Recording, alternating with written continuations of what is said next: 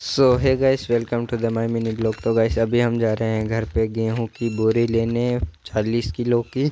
आपको मैं आगे वीडियो में दिखाऊंगा। मेरे अंकल की मतलब बुआई करने आए हैं अंकल जी।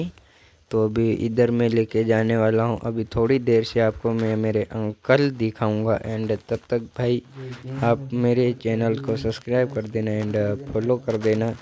और भाई देखो यार, 20 कम हो रहे हैं तो कर देना यार।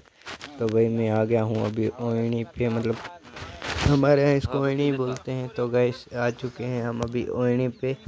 एंड भाई वीडियो पसंद आते हैं तो like share subscribe and follow कर देना। एंड भाई ये वीडियो मेरा पसंद आया तो लाइक शेयर सब्सक्राइब कर देना, बेल आइकन को प्रेस कर देना एंड फॉलो शेयर कमेंट कर देना। आज का वीडियो पसंद आता है तो प्लीज़ यार शेयर कर देना एंड फॉलो भी कर देना।